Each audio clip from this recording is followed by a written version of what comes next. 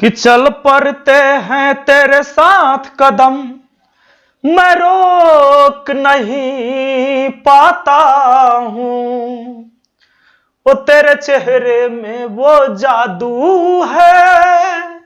Hello दोस्तों, आप सभी का स्वागत है आपके अपने YouTube चैनल मैथ मस्ती पर। दोस्तों मैं हूं विपिन यादव और आइए आज हम बात करने वाले हैं आपसे जो कि ज्योमेट्री चल रहा था। अपना ज्योमेट्री का एक बेसिक क्लास आपने देखा, 2 क्लास बेसिक आपने देखा था। आज हम पहला क्वेश्चन से शुरू करेंगे चूंकि, और इसमें हम पढ़ा क्या रहे हैं, ट्रायंगल के बारे में, TRIANGLE, ट्रायंगल, ठीक है ना, यानी कि त्रिभुज के बारे में। तो बेसिक क्लास हो चुका है, नहीं देखे हैं तो प्लेलिस्ट में मौजूद है, जाकर देख लीजिएगा। हम बढ़ते हैं आगे और बात करेंगे आज सवाल पर, बिना समय को गंवाए हुए, है ना, सवाल पर चलते हैं। अब वीडियो बहुत अच्छा लगे तो अंतिम में लाइक करके चैनल सब्सक्राइब कर लीजिएगा, अच्छा रहेगा, ठीक है ना। थोड़ा सा मुझे लगता है कि किनारा छूट रहा है तो इसीलिए मैं थोड़ा सा इसे जूम कर दे रहा हूं। हाँ, अब चलो ठीक है। आइए, सबसे पहला सवाल बड़ा प्यारा सा, किस प्रकार के 3 बिंदुओं से त्रिभुज बनता है? संरेखीय, असंरेखीय, समान, इनमें से कोई नहीं। असंरेखीय, संरेखीय कहते हैं जब एक ही सीधी लाइन में बिंदु रहता है ना तो ये संरेखीय हो गया। लेकिन जब तीनों अलग अलग होगा तभी ना इसको मिलाने से त्रिभुज बनेगा, तो ये असंरेखीय बिंदु है, ठीक है ना। तो ये बातें आपको पता था। और ये अपनी जो बुक है ना, ये आपको किसी भी नजदीकी दुकान पर मिल जाएगा, हालांकि अब मिल जाना चाहिए सब जगह, ठीक है ना। आगे देखिए, सवाल कहता है क्या, सवाल का कहना यह है कि क्या 3 कोण 60 डिग्री, 20 डिग्री, 90 डिग्री से त्रिभुज बन सकता है? नहीं। 60 20 कितना होता है? 80 हुआ, आई 90 हुआ, तो कैसे बनेगा? 180 डिग्री ना, दोनों मिलकर, तीनों मिलकर 180 ना पूरना चाहिए, ये 117 हो रहा है, यानी नहीं बनेगा। तो यहां कहेंगे नहीं। बेसिक क्वेश्चन है, देखिए किताब में कैसे हमने क्वेश्चन सेट किया है। थ्योरी को एकदम 0 से हाई लेवल तक पढ़ाया है, और फिर क्वेश्चन भी ऐसे ही सेट होगा। ध्यान दीजिएगा, कहता है सवाल, क्या 3 भुजाएं 3 सेंटीमीटर, 4 सेंटीमीटर, 6 सेंटीमीटर त्रिभुज बना सकती हैं? अब लीजिए 3, 4 और 6 है, तो याद रखना कोई भी 2 को जोड़ने से 2 भुजा का योग तीसरी से ज्यादा होना चाहिए, तभी ऐसा होगा। तो इसको करने के लिए आपको क्या करना है कि 2 को छोटका भुजा का योग अगर तीसरी से बड़ा हो गया तो हो गया। ये दोनों छोटका को जोड़ लीजिए, 3 और 4 कितना हुआ? 7। इस 7 जो है 6 से ज्यादा है ना, तब त्रिभुज बन जाएगा। 2 भुजा का योग तीसरी से ज्यादा होगा तभी कोई त्रिभुज बन सकता है, वरना त्रिभुज नहीं बनेगा। अब कहिएगा सर 8 सेंटीमीटर, अब 5 सेंटीमीटर और 3 सेंटीमीटर वाला भुजा रहेगा 3 को, तो त्रिभुज बनेगा कि ना? तो हम कहेंगे ना, क्योंकि देखिए ये 8 है, 5 और 3 8 हुआ, तो बराबर हुआ। इन दोनों को जोड़ के लाए, दोनों छोटका को जोड़ के लाए, तो एक भुजा से ज्यादा होना चाहिए। 2 को मिलेगा तो एगो से तो ज्यादा होना ही ना चाहिए। अब 2 को कमजोर हो रहता है तो एगो पहलवान के पटक देता है धाके, है ना। तो 3 4 6 वाला है, 3 4 7 हो गया, 6 से ज्यादा, तो हाँ त्रिभुज बन जाएगा, ठीक है। अगला सवाल आइए, कहता है चौथा, एक समकोण त्रिभुज में 2 अन्य कोण होंगे। एक समकोण त्रिभुज में 2 अन्य कोण होंगे, तो एक तो 90 डिग्री होगा और 2 अन्य कोण, दोनों न्यून कोण होगा, वो 90 से कम ही ना होगा, क्योंकि दोनों मिलकर 90 होगा, तो दोनों न्यून कोण होगा। हमारा आंसर ऑप्शन ए हो गया। न्यून कोण 0 डिग्री से बड़ा और 90 डिग्री से छोटा। अगर 1 डिग्री भी लेंगे तो 89 डिग्री, तो न्यून कोण ही हुआ दोनों। ये 45 तो भी 45, 30 60 ऐसे चलेगा, न्यून कोण दोनों। आगे, एक त्रिभुज में हो सकता है क्या? 2 समकोण, 2 न्यून कोण, 2 अधिक कोण, इनमें से कोई नहीं। दोस्तों 2 समकोण होता है एक त्रिभुज में ना, 2 समकोण। 2 समकोण का मतलब एक समकोण 90 डिग्री, फिर एक समकोण 90 डिग्री, मिलाकर कितना हुआ? 180 डिग्री। और किसी भी त्रिभुज में तीनों कोणों का योग 180 डिग्री ही होता है, तो 2 समकोण के बराबर ना हुआ। हुआ, देख लीजिए एकदम बेसिक से कैसे क्वेश्चन दिया हुआ है अपने बुक में। कहता है त्रिभुज एबीसी में कोण ए का मान क्या होगा? आपको पता 40 120, आपको 120 है तो दोनों मिलकर 60 होना चाहिए, 40 है तो 20 डिग्री हो गया। आपका आंसर ऑप्शन बी हो जाएगा। ठीक ना। त्रिभुज के तीनों कोनों का योग 180 होता है, इसीलिए। आइए, कहता है क्या, त्रिभुज XYZ में कोण x का मान क्या होगा। आपको पता है ऐसे इंगित करने का मतलब ये 90 डिग्री है, तो ये 90 है, ये 40 है, ये कितना होगा, ये 9 4 13 130 हो गया, तो x का मान 50 डिग्री हो जाएगा, तब ना तीनों मिलकर 180 पूरेगा, यानी ऑप्शन ए आपका आंसर हो गया। आगे बढ़ते हैं, अगला सवाल आ जाइए। कहता है अगला सवाल, एक समद्विबाहु समकोण त्रिभुज में कोण होंगे। समद्विबाहु समकोण त्रिभुज का मतलब हुआ भैया कि दो भुजा तो बराबर होगा और समकोण भी कहा है तो 190 डिग्री। कर्ण हमेशा सबसे बड़ी भुजा होगा किसी भी त्रिभुज में, किसी भी त्रिभुज क्या समकोण त्रिभुज में ही कर्ण होगा, तो कर्ण सबसे बड़ी भुजा होगा। कर्ण जो होगा ना वो सबसे बड़ी भुजा होगा, तो ये दोनों भुजा हुआ आपस में बराबर, बात है समझ में। तो अब कहता है एक समद्विबाहु समकोण त्रिभुज में कोण होंगे। समद्विबाहु मतलब दो भुजा बराबर और समकोण भी होना चाहिए, तो यही दोनों भुजा बराबर होगा तो कोण होंगे। अब ये 90 है और ये दो भुजा बराबर है, तो यहां के दोनों कोण भी ना बराबर होगा। दो भुजा बराबर तो जिस पर गया है उस पर के दोनों कोण भी बराबर, यानी यहां भी 45 यहां भी 45, बोले तो दोनों न्यून कोण, यानी 90 या 45 45, 90 या 45 45, कौन, ऑप्शन डी हो जाएगा। ठीक है, समद्विबाहु समकोण त्रिभुज में। अगला सवाल आ जाइए 9 नंबर। 9 नंबर कहता है एक त्रिभुज एबीसी में कोण ए 110 तथा कोण बी 40 है, तो त्रिभुज में सबसे बड़ी भुजा कौन होगा। एक बात आपको पता है, मैंने यह भी कहा था कि बड़े कोण के सामने की भुजा बड़ा और छोटे कोण के सामने की भुजा छोटा होता है। 110 है, इसका मतलब मान लीजिए वो ऐसा कुछ होगा। अब दोस्तों ए इधर से लिखिए तो बी यहां लिखिए और सी यहां लिखिए, ठीक है। अब ये वाला दिया है 110 डिग्री, तब आपको पता है सबसे बड़ा कोण यही है। कोण बी दिया है 40, तो देता न देता तो भी कोई दिक्कत नहीं था। सबसे बड़ी कोण के सामने की भुजा बड़ा, यानी सामने है बीसी, इस कोण के सामने की भुजा कौन, बीसी, तब बीसी हो गया सबसे बड़ा, तो त्रिभुज में सबसे बड़ी भुजा हो गया। अच्छा, ये 110 था, 40 था, 150 अगर इसको निकालते तो 30 और 30 40 70 110 180। सबसे छोटी भुजा कौन, तो ये वाला छोटे कोण के सामने की भुजा छोटा, ऐसे होगा, ठीक ना। बड़े कोण के सामने की भुजा बड़ा, छोटे कोण के सामने की भुजा छोटा। अगला देखिए, यदि किसी समद्विबाहु त्रिभुज के आधार पर प्रत्येक कोण शीर्ष कोण का दुगना है तो शीर्ष कोण का मान होगा। यदि किसी समद्विबाहु त्रिभुज के आधार पर प्रत्येक कोण शीर्ष कोण का दुगना है, लीजिए आधार पर समद्विबाहु त्रिभुज है, और समद्विबाहु त्रिभुज में क्या कहा जानते हैं, समद्विबाहु त्रिभुज के आधार पर प्रत्येक कोण शीर्ष कोण का दुगना।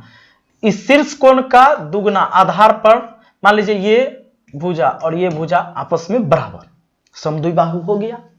शीर्ष कोण का दुगना ये आधार पर वाला कोण, तो EX, तो ये 2X, ये भी 2X, शीर्ष वाला का दुगना, शीर्ष वाला का दुगना। हमें पता है त्रिभुज के तीनों कोणों का योग 180 होगा, तो X, अब बाकी दोनों और जोड़ देंगे, अभी तीनों कोण हो गया 1 2 3 और बराबर लिखेंगे 180 डिग्री, क्योंकि त्रिभुज के तीनों कोणों का योग कितना 180। 2 2 4 1 5x बराबर हुआ भैया 180, 5 से काटते हैं 5 3 15 5 6 के 30, x की वैल्यू 36 डिग्री। आपसे पूछता है कि बताओ ना शीर्ष कोण, तो यही 36। आधार पर के कोण कहता तो 36 दूना 72 होता नहीं। आइए आगे बढ़ते हैं, अगला सवाल पर चलते हैं, जरा देखिए। तो अगला सवाल है भैया, कहता है 11 दो त्रिभुजों ABC तथा DEF में AC बराबर DF, BC बराबर EF तथा कोण ABC बराबर कोण DEF बराबर 90 डिग्री, तो दोनों त्रिभुज किस गुण से सर्वांगसम है। 90 डिग्री है कोण, यानी कि वो समकोण त्रिभुज है दोस्तों। दो त्रिभुज और दोनों त्रिभुज समकोण त्रिभुज है। अब यहां पर देखिए ये 90 डिग्री कोण बना दिया, यहां 90 डिग्री कोण बना दिया। यहां कहता है ABC ए बी सी और डी ई एफ, तो डी यहां से ई और एफ लिख दीजिए, ठीक है। ऐसे लिखिएगा A B C D E F. अब कहता है, इसमें कहता है ए सी बराबर डी एफ, मतलब ए सी बराबर डी एफ। देखो ए सी बराबर डी एफ, कर्ण बराबर है। उसके बाद बी सी बराबर ई एफ, लो बी सी बराबर ई एफ हो गया। तब कहता है एक कोण 90 डिग्री भी है। अब कहता है तो दोनों त्रिभुज किस गुण से सर्वांग सम है, किस गुण से सर्वांग सम है। दोस्तों एक बात बताइए, सर्वांग सम यानी दोनों का अंग समान किस गुण से होगा भी? क्यों नहीं होगा? क्योंकि कर्ण आधार समान है, इसका कर्ण इसके कर्ण के बराबर, इसका आधार इसके आधार के बराबर, तो जितना इसका लंब आएगा उतना ही लंब इसका भी आएगा। एक दूसरे पर रखेंगे ढक जाएगा। इसके दो साइड बराबर और एक कोण बराबर दिया है, यानी साइड एंगल साइड के अनुसार यह सर्वांग सम है ना। साइड एंगल साइड यानी साइड साइड और एक एंगल, दो भुजा हो गया एक कोण हो गया, साइड एंगल साइड, इस आधार पर यह सर्वांग सम है, ठीक है। चलिए थोड़ा सा हम काला दिख रहे हैं ना, ही ऐसे ही काला है, ऊपर से ज्यादा काला दिख रहे हैं, गड़बड़ बात है। चलिए अब चलेगा। अगला देखिए, नेक्स्ट क्वेश्चन क्या कहता है, किसी त्रिभुज के शीर्ष के समदूरस्थ बिंदु को कहते हैं, किसी त्रिभुज के शीर्षों के समदूरस्थ बिंदु को कहते हैं, शीर्ष के समदूरस्थ बिंदु परिकेंद्र होता है। देखिए शीर्ष से समदूरस्थ बिंदु कहता है, किसी त्रिभुज के शीर्ष से समदूरस्थ बिंदु, यहां ये शीर्ष से समदूरस्थ बिंदु, ये क्या कहलाता है? परिकेंद्र कहलाता है, परिकेंद्र हो जाएगा। हमारा आंसर हो जाएगा ऑप्शन ए। अब देखिए, और यही ना परित्रिज्या हो जाता है ऐसे, ये त्रिज्या हो गया आर आर आर, और ये परिकेंद्र हो गया, ठीक है ना। चलो आगे बढ़ते हैं। किसी त्रिभुज के माध्यिकाओं के समगामी बिंदु को क्या कहते हैं? माध्यिका के समगामी बिंदु, मान लो ये कोई त्रिभुज है और माध्यिका खींचे, माध्यिका खींचे, माध्यिका खींचे, तो यहां जहां काटा तीनों माध्यिका एक दूसरे को, यही कहलाता है आपका केंद्रक या गुरुत्व केंद्र भी कहते हैं। ये केंद्रक हो गया, और हो गया आपका क्या? ऑप्शन डी, ठीक है ना। अब देखिए अगला कहता है कि यदि किसी त्रिभुज में दो कोण अनुपूरक है तो तीसरा कोण क्या होगा? अनुपूरक का मतलब दोनों कोण मिलकर है 90 डिग्री, तो तीसरा कोण भी कितना आना चाहिए? 90 डिग्री, तब ना 90 90 मिलकर 180 होगा तो त्रिभुज होगा, समझे कि नहीं।